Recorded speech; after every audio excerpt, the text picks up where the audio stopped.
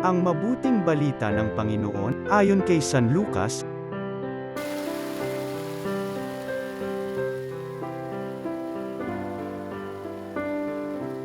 Taon-taon, tuwing pista ng Paskwa, ang mga magulang ni Jesus ay pumupunta ng Jerusalem. At nang 12 taon na siya, pumaroon sila gaya ng dati nilang ginagawa.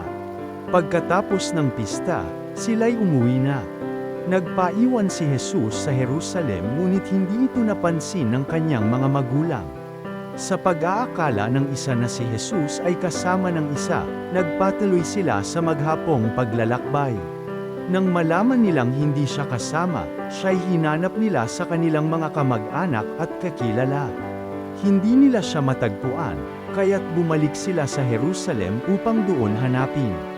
At nang ikatlong araw, natagpuan nila si Jesus sa loob ng templo, nakaupong kasama ng mga guro.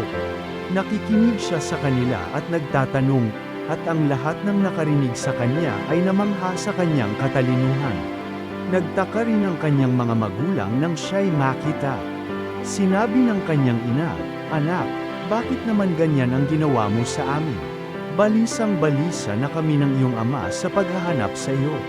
Sumagot siya, "Bakit po ninyo ako hinahanap? Hindi ba ninyo alam na ako'y dapat na nasa bahay ng aking ama?" Ngunit hindi nila naunawaan ang pananalitang ito. Siya'y umuwing kasama nila sa Nazaret, at naging isang masunuring anak. Ang lahat ng bagay na ito ay iningatan ng kanyang ina sa kanyang puso. Patuloy na lumaki si Jesus. Umunlad ang kanyang karunungan at lalong kinalugdan ng Diyos at ng mga tao. Ang mabuting balita ng Panginoon.